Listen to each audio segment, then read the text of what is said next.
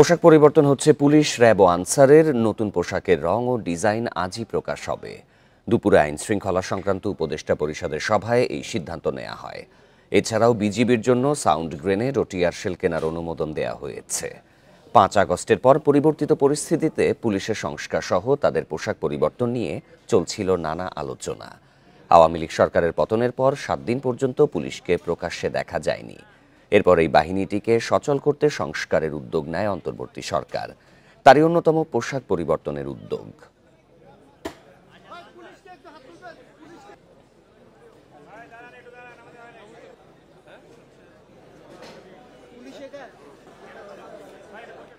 আবু সাইদ সহ সব হত্যা মামলার আন্তর্জাতিক মানের বিচার নিশ্চিতে কাজ করছে আন্তর্জাতিক অপরাধ ট্রাইব্যুনাল, এমন মন্তব্য করেছেন প্রসিকিউটর ব্যারিস্টার এস.এম. মইনুল করিম। ঘটনা তদন্ত করে দ্রুতই মামলা ও অপরাধীদের বিরুদ্ধে গ্রেপ্তারি পরোয়ানা জারি করা হবে বলেও জানান তিনি। সকালে বৈষম্য বিরোধী আন্দোলনে আবু সাইদ হত্যাকাণ্ড তদন্তে ঘটনাস্থল পরিদর্শন করে একটি দল। সকাল ৯টায় বেগম রোকেয়া বিশ্ববিদ্যালয় এলাকায় আসেন আন্তর্জাতিক অপরাধ ট্রাইব্যুনালের ১২ সদস্যের একটি দল। বিশ্ববিদ্যালয়ের আবু সাইদ গেটে হত্যাকাণ্ডের স্থানটির স্কেচ ম্যাপ তৈরি করেন তারা। এরপর বিশ্ববিদ্যালয় কর্তৃপক্ষের সাথে বৈঠক করেন। এই সময় রংপুরে বৈষম্য বিরোধী আন্দোলনের ঘটনায় হত্যার দ্রুত তদন্তের দাবি তোলেন শিক্ষার্থী ও নিহতের পরিবারের সদস্যরা। সাইদ হত্যাকাণ্ডের যে প্রত্যক্ষদর্শীদের সাথে যে ঘটনা প্রক্রিয়া, এই বিষয়ে আসলে তারা ইনপুট নিচ্ছেন। আমরা অত্যন্ত আশাবাদী যে অতি দ্রুত সময়ের মধ্যে এই সকল অভিযুক্ত আসামিরা গ্রেপ্তার হবে। মাত্র 1 সপ্তাহ আগে আবু সাইদ হত্যার অভিযোগটি ট্রাইব্যুনালে এসেছে জানিয়ে প্রসিকিউটর ব্যারিস্টার এস.এম. মইনুল করিম জানান, তদন্ত শেষ করে দ্রুত মামলা দায়ের ও গ্রেপ্তারি পরোয়ানা জারি করা হবে। প্রথমে অভিযোগ আকারে যায়, আমরা এটা তদন্ত করি, তো প্রাথমিক সত্যতা পেলে তখন এটাকে মামলা হিসেবে আমরা গ্রহণ করি। আমাদের যে আলাদা তদন্ত সংস্থা, তাদের 12 জনের একটা টিম আমরা এসেছি। আমরা এখানে আরও একদিন থাকব। আবু সাইদ সহ যারা এখানে শহীদ হয়েছে তাদের এই ঘটনাগুলো আমরা তদন্ত করে সত্যতা যাচাই করে তথ্য উপাত্ত সংগ্রহ করে আমরা এখান থেকে যাব। গত বছরের 16 জুলাই রোকেয়া বিশ্ববিদ্যালয়ের প্রধান ফটকের সামনে পুলিশের ছোড়া গুলিতে নিহত হন বিশ্ববিদ্যালয়ের ইংরেজি বিভাগের শিক্ষার্থী আবু সাইদ। Independent News. জুলাই আগস্ট হত্যাকাণ্ডে যাত্রাবাড়ির এসি তানজিল সহ 3 পুলিশকে কারাগারে পাঠানোর নির্দেশ দিয়েছে আন্তর্জাতিক অপরাধ ট্রাইব্যুনাল। ট্রাইব্যুনালের চেয়ারম্যান বিচারপতি গোলাম মর্তুজা মজুমদারের নেতৃত্বে 3 সদস্যের বেঞ্চ এই আদেশ দেন। 20 জুলাই যাত্রাবাড়িতে ইমাম হোসেন তাইম হত্যা মামলায় ওই জোনের তখনকার পুলিশের সহকারী কমিশনার তানজিল আহমেদকে 20 জানুয়ারি হাজির করার নির্দেশ দেয় ট্রাইব্যুনাল। 5 আগস্ট গাজীপুরে কলেজ ছাত্র হৃদয়কে হত্যার মামলায় কনস্টেবল আকরামকেও হাজির করার নির্দেশ দেওয়া হয় একই দিন। ওই আদেশের পরিপ্রেক্ষিতে সকালে তাদের ট্রাইব্যুনালে হাজির করা হয়। এছাড়া উত্তরার একটি হত্যা মামলায় কনস্টেবল হোসেন আলীকে হাজির করা হয় ট্রাইব্যুনালে। কনস্টেবল হোসেন আলীকে 3রা মার্চ ও এসি তানজিল এবং কনস্টেবল আকরামকে 5ই মার্চ হাজিরের নির্দেশ দিয়েছে ট্রাইব্যুনাল। ভোটকেন্দ্র দখল সহ সব অনিয়মের বিরুদ্ধে প্রতিরোধ গড়ার আহ্বান জানিয়েছেন প্রধান নির্বাচন কমিশনার এ.এম.এম. নাসির উদ্দিন। বলেন, যেদিন মানুষ নির্ভয়ে পছন্দের প্রার্থীকে ভোট দিতে পারবেন সেদিন ইসি মনে করবে ভোটাধিকার প্রতিষ্ঠা হয়েছে। সোমবার সাভারে ভোটার তালিকা হালনাগাদ কর্মসূচির উদ্বোধনীতে সব কথা বলেন সিইসি। সবশেষ বাড়ি বাড়ি গিয়ে ভোটার তালিকা হালনাগাদ হয় 2022 সালে। সোমবার থেকে বাড়ি বাড়ি গিয়ে নারী, পুরুষ ও তৃতীয় লিঙ্গের ভোটারযোগ্য নাগরিকের তথ্য সংগ্রহের কাজ আবারও শুরু হলো। 2008 সালের 1 জানুয়ারি বা তার আগে যাদের জন্ম, যারা বাদ পড়েছেন তাদের ভোটার তালিকাভুক্তি ও মৃত ভোটারদের বাদ দেওয়ার সুযোগ থাকবে এই হালনাগাদে।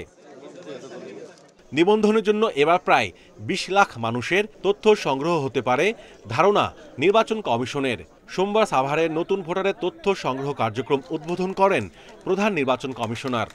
আজকে আমার 18 বছর পূর্ণ হয়েছে, জানুয়ারি 11 তারিখে, তাই এই কারণে আমি আজকে ভোটে অ্যাপ্লাই করেছি।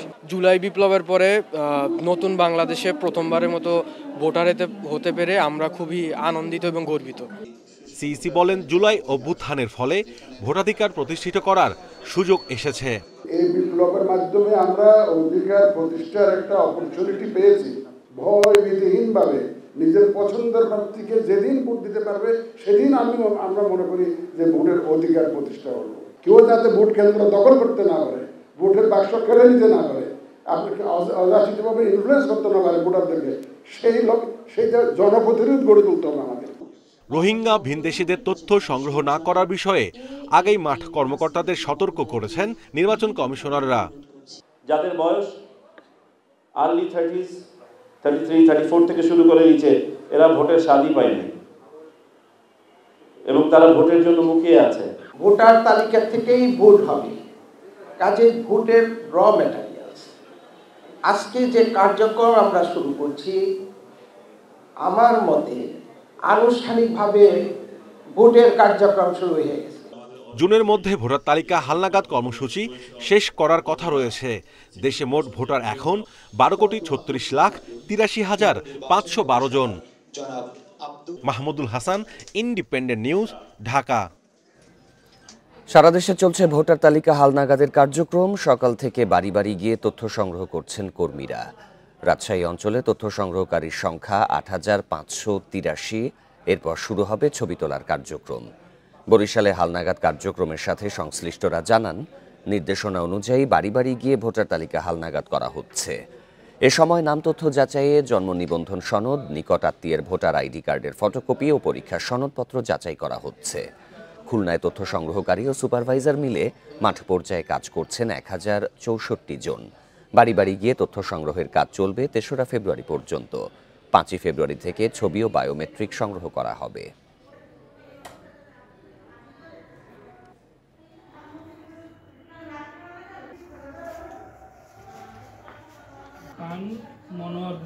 মেলা দিন ধরেই ভোটার হওয়ার ইচ্ছা ছিল, কখনো ভোট দিতে পারি নাই।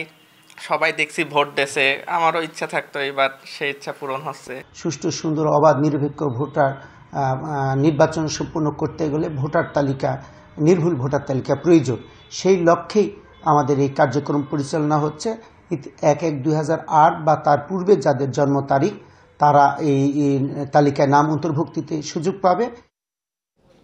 ভোটার তালিকা হালনাগাদের আরও তথ্য জানাতে চট্টগ্রাম ও রাজশাহী থেকে যোগ দেবেন সহকর্মীরা। শুরুতে যাব চট্টগ্রামে, সেখানে রয়েছেন সহকর্মী অনুপম শীল। অনুপম, চট্টগ্রামে তথ্য সংগ্রহে মাঠ পর্যায়ে আজকে কতজন কাজ করছেন? সার্বিক ব্যবস্থাপনা নিয়ে তারা কি বলছেন?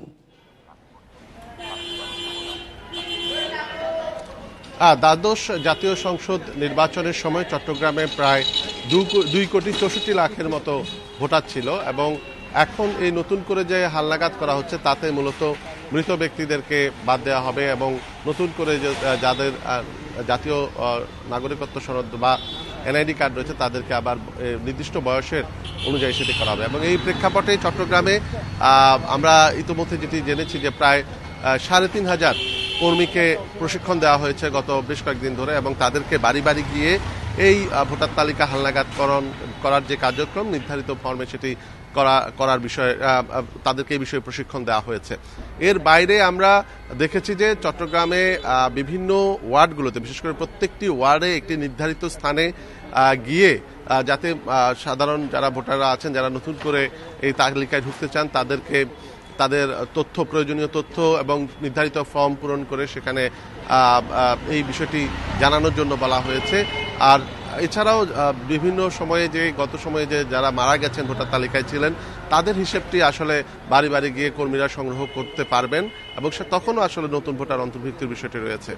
তবে আমরা আজকে সকালেও থেকে সারাদিন দেখছি যে নগরীর বিভিন্ন জায়গায়, বিশেষ করে বিভিন্ন সড়কে এই বিষয়ে মাইকিং করা হচ্ছে, জনসাধারণকে উদ্বুদ্ধ করার জন্য বা এই বিষয়টি সম্পর্কে জানানোর জন্য প্রচার করা হচ্ছে, লিফলেট বিতরণ করা হয়েছে এবং গত কয়েকদিন ধরে স্থানীয় যে পত্রপত্রিকাগুলো আছে সেখানেও কিন্তু বিজ্ঞপ্তি দেওয়া হয়েছে। তো সবচেয়ে এই বিষয়টিকে ঘিরে স্বাভাবিকভাবে সাধারণের মধ্যে একটি আগ্রহ আছে, বিশেষ করে তরুণ যারা আছেন তাদের মধ্যে একটি উদ্দীপনা রয়েছে। তবে বলা যায় যে এখন যেহেতু আজকে খোলা, তাই একটু এই বিষয়গুলো নিয়ে আলোচনা বা কম, হয়তো আস্তে ধীরে এই বিষয়টি পুরোপুরি যখন জানা যাবে তখন আরো এই বিস্তারিত মানুষের মধ্যে আগ্রহ বা কৌতূহল বা আলোচনাটিও আরো বেশি তৈরি হবে। অনুপম আমাদের সাথেই থাকবেন। এবারে রাজশাহীর পরিস্থিতি জানাতে যোগ দিচ্ছেন সহকর্মী মুস্তাফিজুর রহমান। মুস্তাফিজ, রাজশাহীতে আজকে মাঠ পর্যায়ে কর্মীদের ব্যস্ততা কেমন দেখা গেছে? অনুপম যেমনটি জানাচ্ছিলেন, তরুণ ভোটারের সংখ্যা বাড়ছে, তরুণদের তথ্য তারা সংগ্রহ করতে পারছে কি?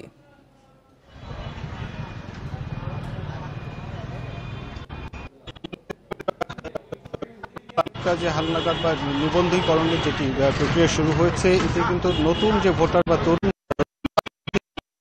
উদ্দীপনা সবচেয়ে বেশি রয়েছে, কেননা তারা অনেকেই আছেন যারা প্রথমবারের মতো তারা ভোটার হতে যাচ্ছেন এবং হয়তো সামনে আগামী নির্বাচন হলে সেখানে কিন্তু তারা সেখানে তাদের ভোটাধিকার প্রয়োগ করতে পারবেন। এইটি কিন্তু তাদের মধ্যে এক ধরনের উৎসাহ কাজ করছে এবং এক্ষেত্রে আমরা দেখেছি যে রাজশাহী জেলাতে যদি বলা হয়ে থাকে 9টি উপজেলার এখন পর্যন্ত প্রায় 1195 জন মাঠকর্মী রয়েছেন, অর্থাৎ তথ্য সংগ্রহকারী রয়েছেন। তাদেরকে এর আগেই কিন্তু নির্বাচন কমিশনের পক্ষ থেকে কালেকশন করতে হবে এবং কিভাবে এর নির্ভুল কিভাবে তথ্য সংগ্রহ করা যাবে সে বিষয়ে তাদের প্রশিক্ষণ দেওয়া হয়েছে। সেই সাথে বলা হচ্ছে যে রাজশাহী শুধু রাজশাহী জেলা নয়, রাজশাহী বিভাগের ক্ষেত্রে যদি বলা হয়ে থাকে, রাজশাহী বিভাগে এর সংখ্যা তথ্য সংগ্রহকারীর সংখ্যা রয়েছে 5,005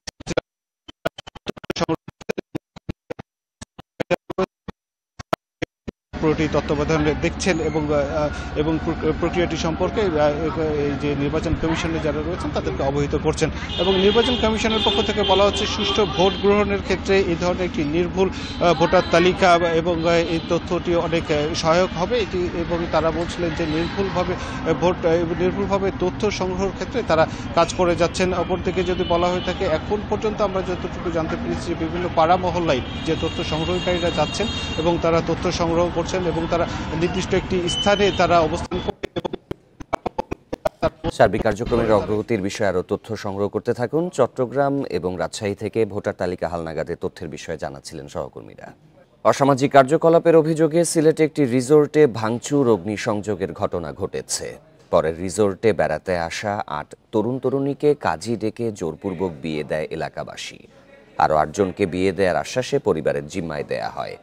পুলিশ ও প্রত্যক্ষদর্শীরা জানান, দক্ষিণ সুরমার সিলাম এলাকার রিজেন্ট পার্ক ও রিসোর্টে অসামাজিক কার্যকলাপের অভিযোগ তুলে রোববার দুপুরে ভাঙচুর ও অগ্নিসংযোগ করে স্থানীয় কিছু মানুষ। খবর পেয়ে ঘটনাস্থলে গিয়ে প্রায় 1 ঘন্টা চেষ্টায় আগুন নিয়ন্ত্রণে আনে ফায়ার সার্ভিসের 2টি ইউনিট।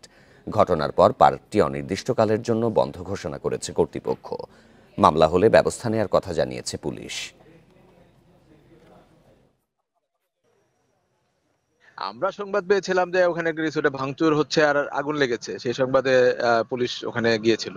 কোনো মামলা হয়নি, এখন তো এটা রিসোর্ট বন্ধ আছে আর কেউ আমাদের কাছে কোনো অভিযোগও করেনি। 69 গণ অভ্যুত্থানের মহানায়ক শহীদ আসাদের আত্মত্যাগই আজকের বাংলাদেশ বলে মন্তব্য করেছেন বিএনপি যুগ্ম মহাসচিব খায়রুল কবির খোকন। সকালে নরসিংদীর শিবপুরে 69-এর গণ অভ্যুত্থানে নিহত শহীদ আসাদের সমাধিস্থলে পুষ্পস্তবক অর্পণ শেষে সাংবাদিকদের কথা বলেন তিনি। এ সময় তিনি বলেন, মৃত্যু জেনেও বীর দর্পে এগিয়ে চলা আসাদের মতন বীর পাওয়া দুষ্কর, ইতিহাসে এমন ঘটনা বিরল।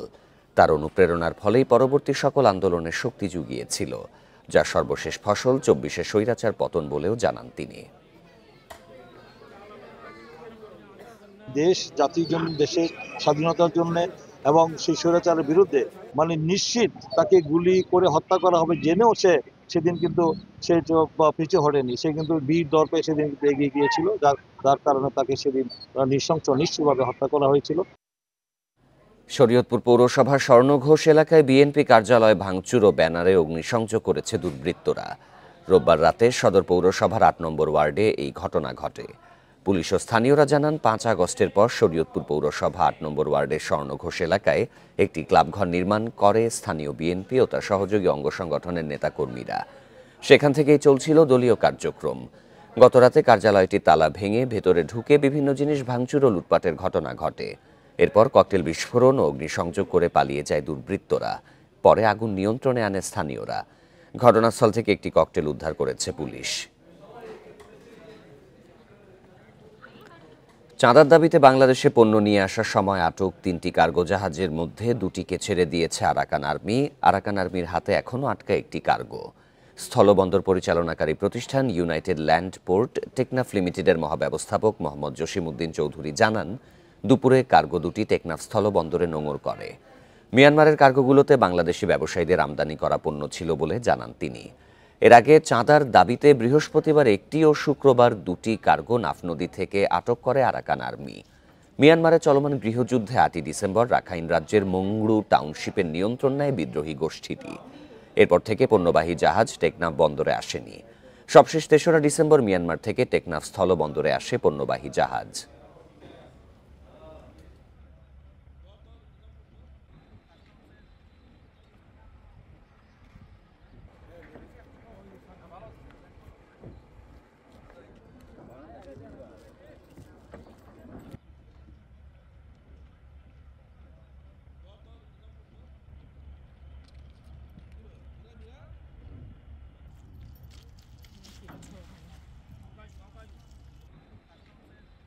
ওরা চেক করার জন্য বুটগুলো নিয়ে গেছিল, চেক করার পরে বুটগুলো ছাড়িয়ে দিচ্ছে। একটা আছে ওইটাও চেক করার পরে ছাড়িয়ে দিয়ে ওইভাবে শুনতেছে। অনেক প্রভাব পড়বে এখানে, কারণ ওই সব ব্যবসায়ীরা ওই চট্টগ্রামমুখী হয়ে যাবে।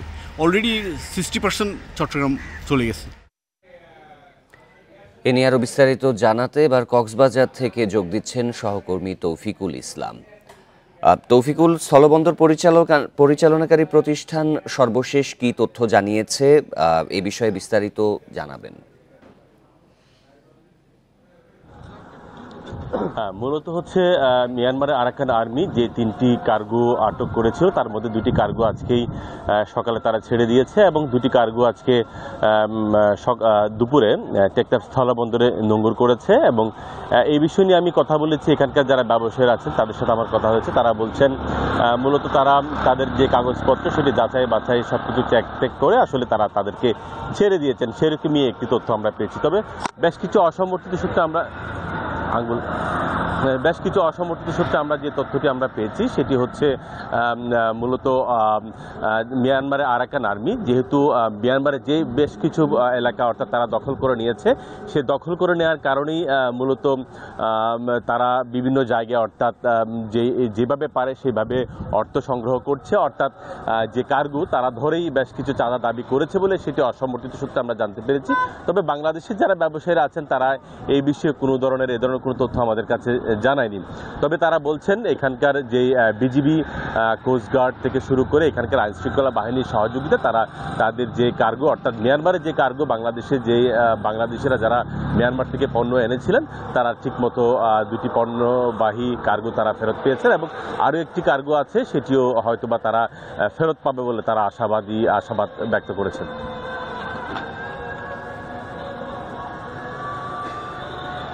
কক্সবাজার থেকে জানাচ্ছিলেন সহকর্মী তৌফিকুল ইসলাম। বিমান বাংলাদেশ এয়ারলাইন্সের সিলেট ম্যানচেস্টার সরাসরি ফ্লাইট বন্ধ হওয়ার আশঙ্কায় ক্ষুব্ধ যুক্তরাজ্য প্রবাসী ও সিলেটের বাসিন্দারা। আগামী এপ্রিল থেকে এই রুটে অনলাইন টিকিট বুকিং বন্ধ রাখা হয়েছে। তবে বিমান কর্তৃপক্ষ বলছে হজ ফ্লাইটের কারণে আপাতত টিকিট বুকিং বন্ধ রয়েছে। যুক্তরাজ্যের নর্থ ইংল্যান্ডে বসবাস করা প্রায় 3 লাখ প্রবাসীর মধ্যে বেশিরভাগই সিলেটের অধিবাসী। 2020 সাল থেকে ম্যানচেস্টার সিলেট সরাসরি ফ্লাইট সুবিধা পাচ্ছেন বার্মিংহাম, নিউক্যাসল, গ্রেটার ম্যানচেস্টার সহ পুরো স্কটল্যান্ডের প্রবাসীরা। তবে এপ্রিলের পর নতুন করে টিকিট বুকিং বন্ধ থাকায় ফ্লাইটের ভবিষ্যৎ নিয়ে অনিশ্চয়তা দেখা দিয়েছে। অন্য এয়ারলাইন্সে গেলে ট্রানজিট নিতে হয় দুবাইয়ে কিংবা কাতারে। এটা আসলে আমাদের মুরব্বীদের জন্য খুবই কষ্টকর। এটা যদি বন্ধ হয় তাহলে আমরা যারা বিদেশে আছি নন রেসিডেন্সিয়াল বাংলাদেশি আমাদের অনেক অসুবিধা হবে।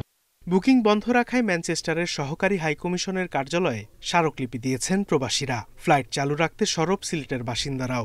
এই দাবিনামা আমরা শীঘ্রই বাংলাদেশের বিমানের যথাযথ কর্তৃপক্ষের কাছে পাঠিয়ে দিব এবং আমরা আশা করব প্রবাসীদের সুবিধা এবং অন্যান্য সামগ্রিক দিক বিবেচনা করে এই ফ্লাইটটি চালু থাকবে। অতি বিলম্বে যাতে ফ্লাইটটা চালু আছে এই ঘোষণাটা দেওয়া হয়, নতুবা হবে কি মানুষ বা যাত্রীরা মনে করতেছে যে মে মাস থেকে হয়তো ফ্লাইট আসবে না, এই জন্য যারা মে, জুন, জুলাইতে আসবে এরা অন্য এয়ারলাইন্সের দিকে ফ্লাইটগুলো বুকিং করতেছে, এতে বিমান তার রাজস্ব হারাবে। বিমান কর্তৃপক্ষ বলছে ফ্লাইট বন্ধের কোনো আনুষ্ঠানিক ঘোষণা আসেনি। তবে এপ্রিলে হজ ফ্লাইট থাকায় এই রুটে আপাতত টিকিট বিক্রি বন্ধ রয়েছে। সামনে আবার হজ আছে তো আমাদের তো হজের জন্য এক্সট্রা ফ্লাইট নাই, এখনই বন্ধ করার কোনো ইয়ে নাই। আমাদের আছে তো ভিতরে ইন্টারনাল কিছু বিষয় আছে যেগুলো তো পাবলিকলি শেয়ার করা যায় না। এই রুটে সপ্তাহে সরাসরি 3টি ফ্লাইট চললেও গত বছরের অক্টোবরে বন্ধ হয়ে যায় একটি। বর্তমানে প্রতি সপ্তাহে সরাসরি সিলেট ম্যানচেস্টার রুটে 2টি ও হিথ্রো বিমানবন্দরে 4টি ফ্লাইট পরিচালনা করছে বাংলাদেশ বিমান। Independent news. পঞ্চগড় সীমান্ত দিয়ে অনুপ্রবেশের সময় নারী, শিশুসহ 8 জনকে আটক করেছে বিজিবি। গতরাতে বোদা উপজেলার বড়শশী সীমান্ত এলাকা থেকে তাদেরকে আটক করা হয়। বিজিবি জানায় অবৈধভাবে ভারতে অনুপ্রবেশের জন্য সীমান্ত এলাকায় জড়ো হয় তারা। গোপন খবর পেয়ে 3 শিশু ও 2 নারী সহ 8 জনকে আটক করা হয়। আটক ব্যক্তিরা ভারতে তাদের আত্মীয়দের বাড়িতে যেতে দালালদের সঙ্গে 1,30,000 টাকায় চুক্তিবদ্ধ হয়। অবৈধ অনুপ্রবেশের অভিযোগে তাদের বিরুদ্ধে আইনগত ব্যবস্থা প্রক্রিয়াধীন বলেও জানিয়েছে বিজিবি।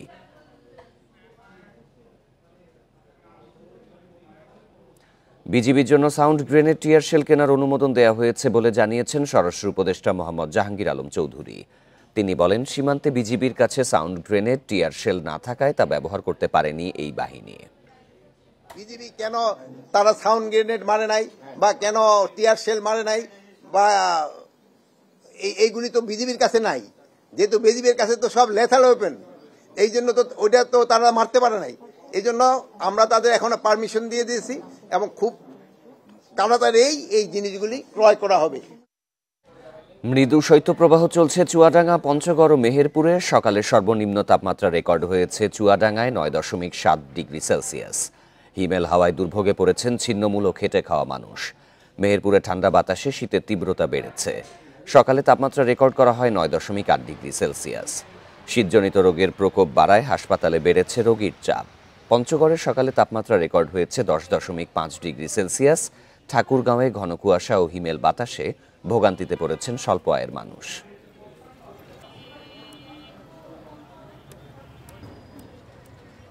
বাগেরহাটের ফকিরহাটে তুলার গুদামে অগ্নিকাণ্ডে পুড়ে গেছে 2টি প্রতিষ্ঠানের 5টি তুলার গুদাম, তোশক তৈরি কারখানা সহ অবকাঠামো।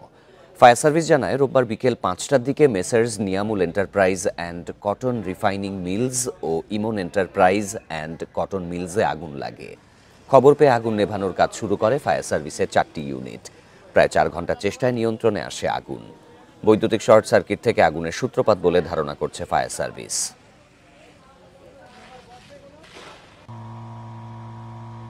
গাজীপুরের শ্রীপুরে একটি পোশাক কারখানায় বয়লার বিস্ফোরণে 12 শ্রমিক আহত হয়েছেন। সকালে এইচডিএফ অ্যাপারেলস লিমিটেড কারখানায় এই দুর্ঘটনা ঘটে। কারখানার admin manager MR Shipu Chowdhury জানান, সকাল 9টার দিকে হঠাৎ কারখানার স্যাম্পল রুমের একটি বয়লার বিস্ফোরিত হয়। এ সময় কয়েকজন শ্রমিক আহত হন। বিকট শব্দ শুনে কারখানার ভেতরে কাজ করা অন্য শ্রমিকরা দৌড়ে বের হবার সময় আহত হন আরও কয়েকজন। খবর পেয়ে শিল্প পুলিশ ও থানা পুলিশ ঘটনাস্থলে পৌঁছায়। জমে উঠেছে খেজুর গুড়ের হাট। ক্রেতা বিক্রেতার আগমনে সরগরম গুড়ের মোকামগুলো। কৃষকের বাড়িতে বাড়িতে মাটির তৈরি বিশেষ চুলায় খেজুরের রস জ্বালানো হচ্ছে। মাটির হাড়ির বা ভাঁড়ের আকার ও ওজন ভেদে দাম 900 থেকে 1900 টাকায় ওঠানামা করে। শীত মৌসুমে ব্যস্ততা বেড়েছে খেজুর গাছ থেকে রস সংগ্রহকারী গাছিদের। রাজশাহী অঞ্চলের প্রতিটি কৃষক বাড়িতে খেজুর রস জাল দিয়ে তৈরি করছে গুড়।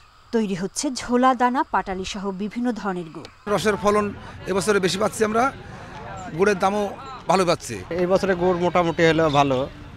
আর আমার প্রতি হাট আমরা 100 কেজি 150 কেজি এরকম গুড় নিয়ে আসি।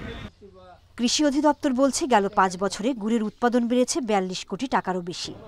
উৎপাদনে কৃষকদের পরামর্শ দিয়ে সহায়তা দিচ্ছে কৃষি কর্মকর্তারা। 145 থেকে 150 কোটি টাকার একটা বাজার ব্যবস্থাপনা এই জেলায় পরিচালিত হবে এবং এখান থেকে কৃষকরা লাভবান হবে। সেক্ষেত্রে আমরা কৃষকদেরকে পরামর্শ দিচ্ছি যেন নিরাপদভাবে গুড় উৎপাদন করে। নাটোরে এবছর রস সংগ্রহ করা গাছের সংখ্যা প্রায় 5.5 লাখ। এসব গাছের রস থেকে 8800 মেট্রিক টন উৎপাদনের আশা করা হচ্ছে, যার বাজার মূল্য প্রায় 100 কোটি টাকা। যে গুড়টা আমরা যে তৈরি করি, এখান থেকে অনেক দূরান্ত থেকে লোকজন আসে এখানে অর্ডার দেওয়া গুড় নিয়ে আসে। আমরা তো পিওর রস দিয়ে গুড়টা তৈরি করি, কিন্তু আমাদেরকে মারি দিচ্ছে যে হাইব্রিড গুড়ওয়ালারা, ওরা কেমিক্যাল দিয়ে গুড় তৈরি করি আমার বাজারটা নষ্ট করে দিচ্ছে। দেশের অন্যতম বড় খেজুর গুড়ের হাট চুয়াডাঙ্গার সরোজগঞ্জ। মৌসুমে গুড় উৎপাদন হয় 3000 মেট্রিক টন। ঢাকা অর্থ এলাকায় যায় এবং আমাদের সরোজগঞ্জ বাজার একটা নাম করা হাট এবং অরিজিনাল খেজুরের গুড়। কেউ যাতে ভেজাল গুড় তৈরি করতে না পারে, এজন্য কৃষকদের পাশে রয়েছে কৃষি অফিস। সোহেলি জাহান, ইন্ডিপেন্ডেন্ট নিউজ। খাগড়াছড়িতে অভিযান চালিয়ে 16টি ইটভাটা বন্ধ করে দিয়েছে প্রশাসন। সকালে সদর উপজেলা, দীঘিনালা, মাটিরাঙ্গা ও রামগড়ে অভিযান চালানো হয়। খাগড়াছড়ি জেলা প্রশাসনের অতিরিক্ত জেলা ম্যাজিস্ট্রেট হাসান মারুফ জানান, অভিযানে খাগড়াছড়ি সদরে 4টি, দীঘিনালায় 2টি, রামগড়ে 5টি ও মাটিরাঙ্গায় 5টি অবৈধ ইটভাটাকে জরিমানা করা হয়েছে। এ সময় 16টি ভাটা থেকে 13,50,000 টাকা জরিমানা আদায় করা হয়। পাশাপাশি অনুমোদনহীন ভাটায় ইট প্রস্তুতের সময় ভাটাগুলো বন্ধ ঘোষণা করা হয়। পরে ফায়ার সার্ভিস পানি দিয়ে ইটভাটার চুল্লি নিভিয়ে দেয়।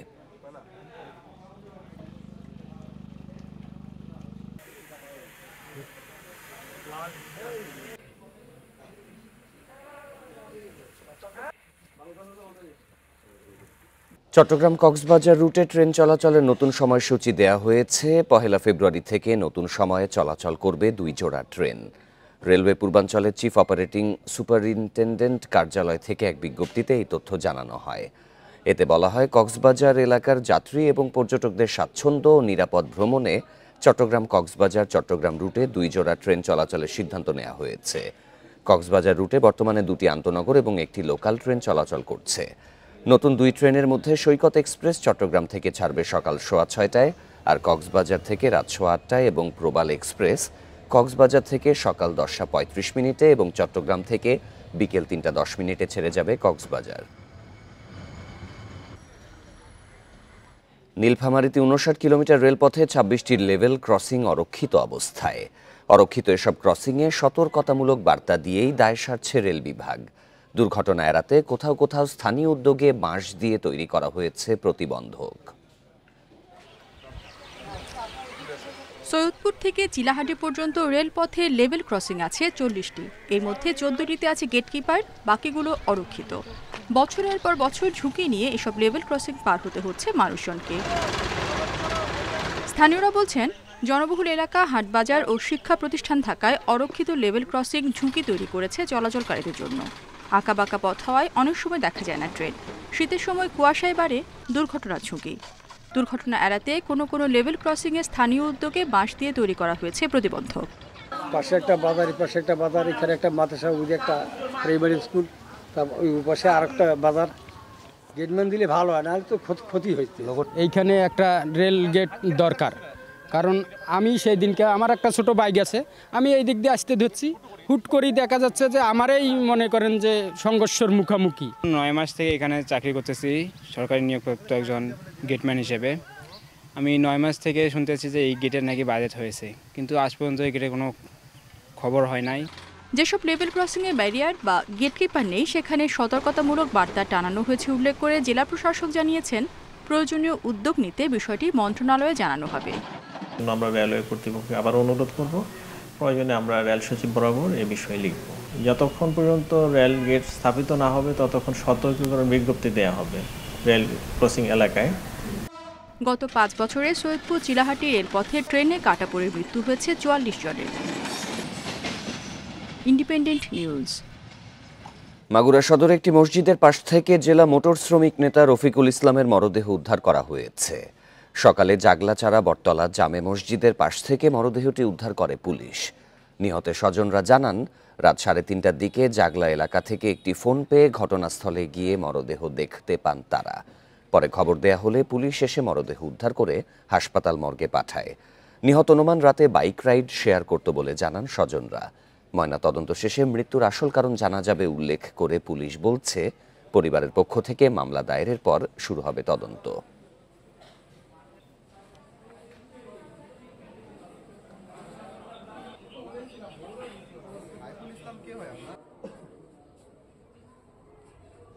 লক্ষ্মীপুরের রামগঞ্জে নিখোঁজে 4 দিন পর মোর্শেদ আলম নামে এক বৃদ্ধের মরদেহ উদ্ধার করেছে পুলিশ। দুপুরে উপজেলার সামারপোল এলাকা থেকে মরদেহটি উদ্ধার করা হয়। পুলিশ জানায়, বৃহস্পতিবার রাতে মোর্শেদ আলম বাড়ি থেকে বের হয়ে নিখোঁজ হন। অনেক খোঁজাখুঁজি করেও তাকে না পেয়ে থানায় সাধারণ ডায়েরি করে পরিবার। আজ সকালে সামারপোল এলাকায় মোর্শেদের ব্যবহৃত মোবাইল ফোনটি পড়ে থাকতে দেখেন স্বজনেরা। পরে পানিয়ালা চিতৈশী খালের পানিতে তল্লাশি চালিয়ে ঝোপের ভেতর মরদেহ দেখতে পেয়ে পুলিশে খবর দেয়। পরে পুলিশ এসে ঘটনাস্থল থেকে মরদেহটি উদ্ধার করে। এ ঘটনায় মামলার প্রস্তুতি চলছে বলে জানিয়েছে পুলিশ।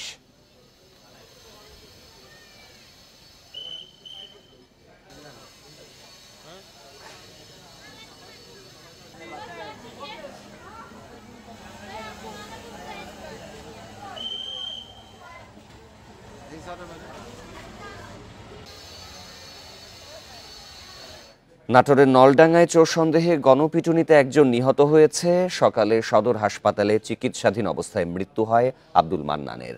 পুলিশ ও স্থানীয়রা জানায়, রোববার রাতে আব্দুল মান্নান সহ কয়েকজন পুকুরে মাছ চুরি করতে যায়। এ সময় স্থানীয়রা টের পেয়ে তাদের ধাওয়া দেয়। এক পর্যায়ে আব্দুল মান্নানকে আটক করে গণপিটুনি দেয় এলাকাবাসী। পরে গুরুতর অবস্থায় তাকে উদ্ধার করে নাটোর সদর হাসপাতালে ভর্তি করা হয়। সেখানে চিকিৎসাধীন অবস্থায় সকালে মারা যায় মান্নান। পরে পুলিশ খবর পেয়ে মরদেহ উদ্ধার করে মর্গে পাঠায়। পুলিশ বলছে অভিযোগ পেলে তদন্ত করে ব্যবস্থা নেওয়া হবে।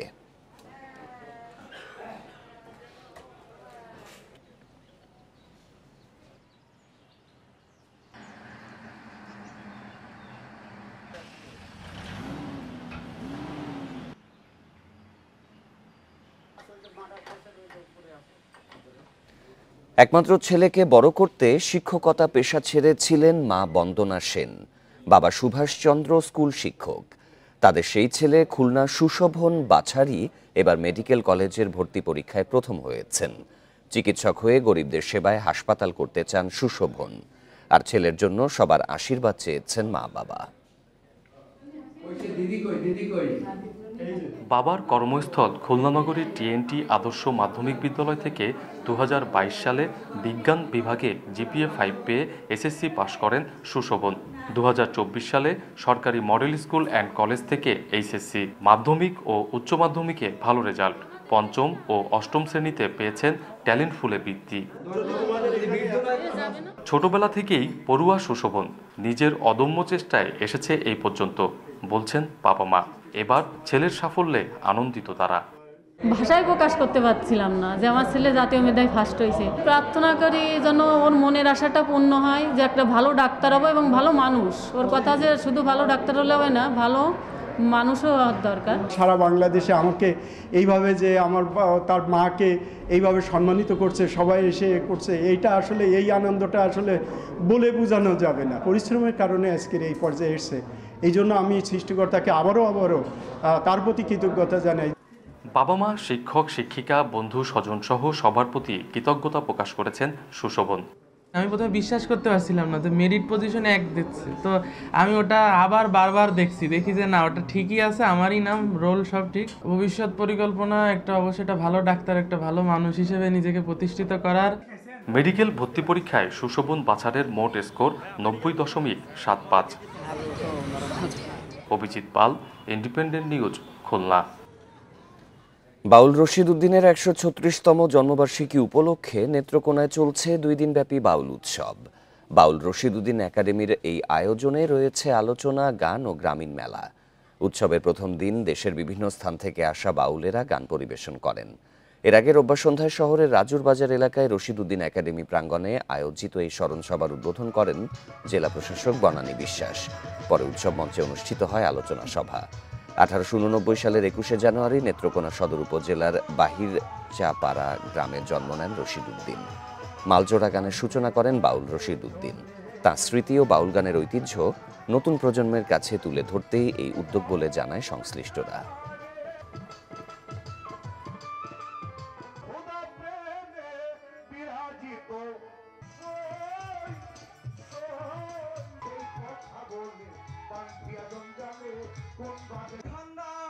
নেত্রকোনা বাহির চাপড়া গ্রামের রশিদ উদ্দিন সাহেব বাউল মালজোড়া গানের উনি ছিলেন স্রষ্টা।